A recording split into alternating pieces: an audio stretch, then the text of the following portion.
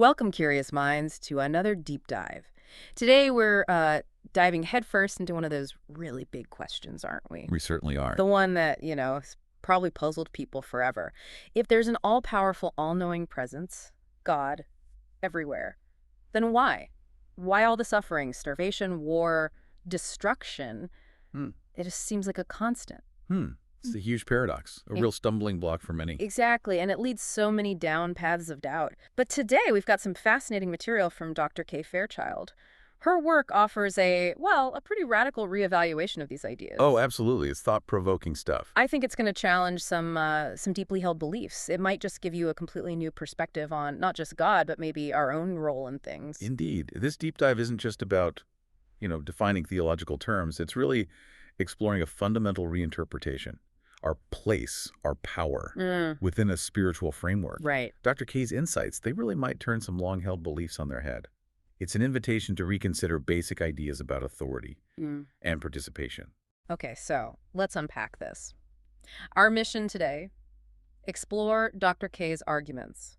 Omnipotence, omnipresence, omniscience, and sovereignty, too. How these concepts connect to us, to mankind's actions and spiritual abilities. Yeah, get ready for some aha moments, maybe. Because this is where it gets really interesting. Okay, so Dr. Kay starts right off addressing that core struggle, doesn't she?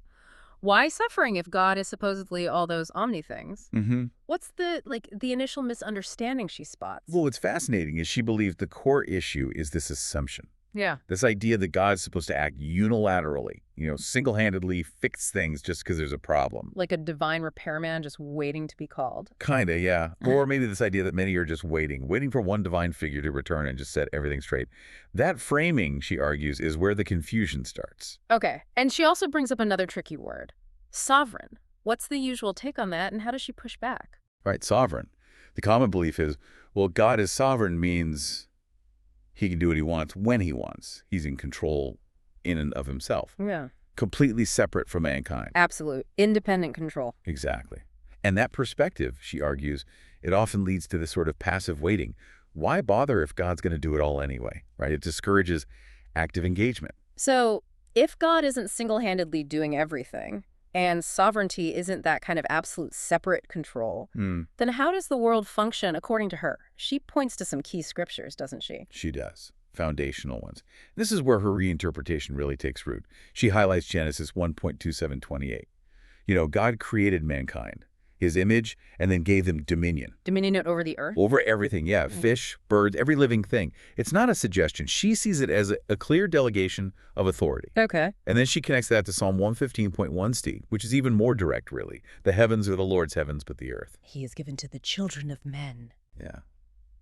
Powerful stuff. And she reads that not just as poetry, but as a statement of divine intent about our stewardship. So this delegation, what does that really mean for how we see God's role? And maybe more importantly, our own role? It sounds like a huge shift. It's a massive reorientation, yeah. Yeah. It means God has, right from the start, handed over the care, the management, even the spiritual unfolding of the earth to us. Yeah.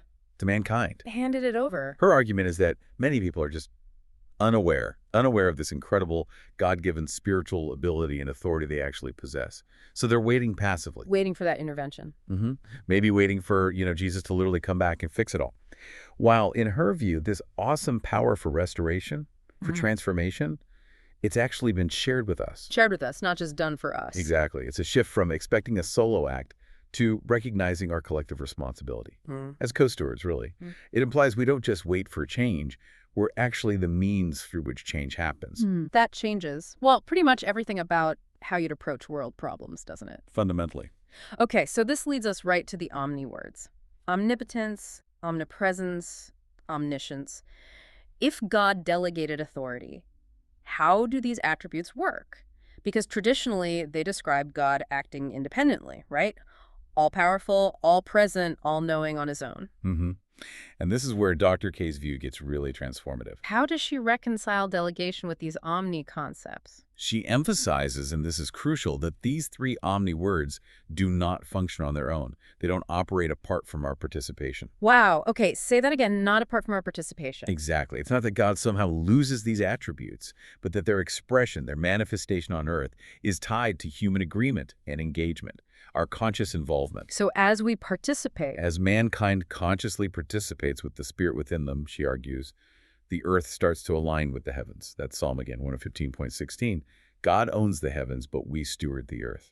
our actions, our spiritual awareness, they're not just like personal development, they're the actual channels for these divine attributes. That's the idea. They become the conduits for these divine qualities to manifest in the physical world. Okay, let's break that down. Each omni word through this lens. First, omnipresence. God is everywhere. How does that work through mankind? Well, she offers a very practical yet profound take. If God's spirit dwells in mankind, and mankind is, let's face it, pretty much everywhere on the globe, Hard to find a place without people. right, then God's presence is expressed through us. She mentions that verse, God does not dwell in temples made by man's hands. Yeah, I know that one. Her angle isn't just that God's too big for a building. It implies he's not contained in some single giant form across space, but rather he's distributed, active through spiritually aware people. So encountering another person is potentially encountering divine presence. In a very real sense, yes. It makes every interaction, every community, a potential site for experiencing omnipresence. Okay, that's a different way to think about it. So what about omnipotence? All power, how does that work through us? This sounds pretty revolutionary. She points to Ephesians 3:20. Now, to him who is able to do immeasurably more than all we ask or imagine, and here's the key part, according to his power that is at work within us. Oh, within us. Yes. So divine power isn't just this external force acting on the world independently, like God reaching down to fix things for us. Instead, it's activated, it's expressed through the spiritual capacity within people. So our participation, our spiritual state, unlocks that power. It becomes the conduit for it. Think about that. The Yeah. very power we usually assign only to God is actually contingent on our conscious engagement. That shifts the whole idea of responsibility, doesn't it? It really does. Huge potential there. Okay, finally, omniscience, all-knowing. Does this mean if I just, get spiritual enough, I'll suddenly know astrophysics? Probably not quite like that. It's not about individual, instantaneous download of all facts. Okay, good. Rather, she links omniscience to a people who are in touch with the Spirit within. She references John 2:20. But you have an anointing from the Holy One, and you know all things. You know all things. How does she interpret that? The idea is that this all-knowing manifests as enlightened understanding, spiritual discernment, a kind of shared intuitive insight that becomes accessible among people who are participating, who are spiritually connected. So like a collective spiritual intelligence. Sort of, yeah. It's the ability to perceive truth and understanding through spiritual means, not just intellect. The answers we need often emerge from within a spiritually aligned humanity. Okay. So if all these omni attributes depend on our participation, what happens to that traditional idea of God being sovereign, just in control? This seems like the biggest challenge to traditional views. You've definitely hit on a critical point there. And what's really fascinating, maybe even controversial for some, is Dr. K's assertion that God, that he voluntarily relinquished his unilateral control. Relinquish control, how so? Specifically, she means operating omnipotently, omnipresently, and omnisciently in and of himself, separate from us. She says he did that when he made mankind and gave them dominion. So the act of giving dominion was the relinquishing. That's her argument. She stresses that without our agreement, our participation, these omni aspects don't just operate automatically on Earth. It's not God losing power. It's God choosing to express power through us, through his delegated authority. So sovereignty becomes shared, delegated authority depending on our engagement. Exactly. Not an absolute dictatorship, but a partnership contingent on us stepping up. Wow. Okay. This redefinition, it also seems to shed light on why some people might turn to atheism, right? And she critiques a common religious response to suffering, too. Absolutely. She knows that the suffering question, viewed through that old lens of a unilaterally all-powerful God who doesn't intervene, it understandably pushes people towards atheism. If God can stop it and doesn't, what does that say? Precisely. And then the typical religious counter-argument, oh, just wait. Jesus will come back, literally put everyone in line, fix everything. Yeah. Dr. K challenges that directly. Yes. She describes that kind of thinking, that passive waiting for a future intervention, as sounding like a political kingdom, something Jesus himself wasn't involved in setting up. Why would he suddenly do that now or any minute, as some preachers claim? Right. It bypasses the whole delegation idea. Exactly. Her point is that this passive waiting, it actually misses the core truth of our active, immediate spiritual role in co-creating the world. So if it's not about waiting for some future intervention, not about a political kingdom, what is the path forward, according to Dr. K? What's our opportunity right now? This leads straight to her call to action. We need to actively spread the truth of the kingdom of heaven.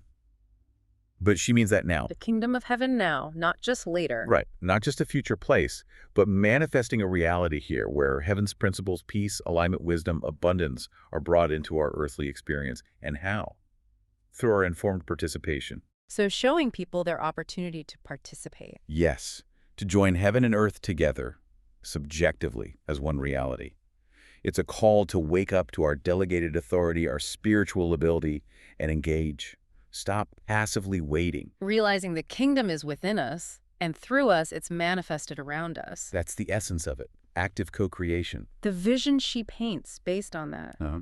It sounds huge, a total transformation. It really is. She talks about envisioning the whole earth full of the glory of the Lord like the waters cover the sea. That's a classic biblical image. But she frames it not just as a distant hope, but as a direct, achievable outcome.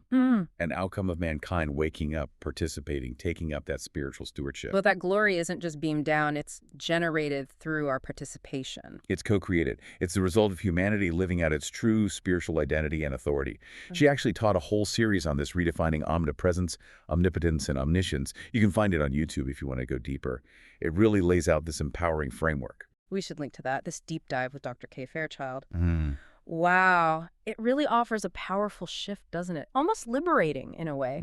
Moving from being passive observers to active participants, recognizing our own delegated authority, our spiritual role, the idea that God's omni-attributes work through us.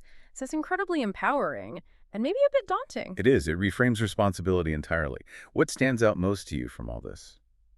For me, it's that connection to the bigger picture you mentioned, that the state of the world isn't just happening or waiting for God alone. It's profoundly influenced by us, our collective spiritual awareness, our actions or inactions. Right. It reframes divine presence and power. It puts significant responsibility, but also immense potential squarely in our hands. Yeah. It suggests the solutions we're looking for. They might actually lie within us, awakened to who we really are spiritually. Within our collective grasp. It definitely makes you think differently about your own role, your own impact. We're not just waiting, as you said. We're participants, co-creators maybe. Aligning heaven and earth. It's a revolutionary thought, really. We're not just waiting for the divine. Maybe we're the means through which the divine actively manifests right here, right now. So that leaves us with a question, doesn't it? For everyone listening. It does. A really important one to ponder. If these divine attributes really do operate through our participation, what's one personal step you could take? Maybe even this week. Yeah, how could you engage more consciously with that spiritual ability Dr. K talks about, the one dwelling inside you? How might you actively participate, even in just a small way, in bringing a bit more of that heaven-earth alignment into your own life, your community, maybe even the wider world? A truly powerful thought to carry with you. Thank you so much for joining us on this deep dive and for wrestling with these big ideas alongside us. It's been fascinating. Until next time, keep exploring, keep questioning, and keep participating.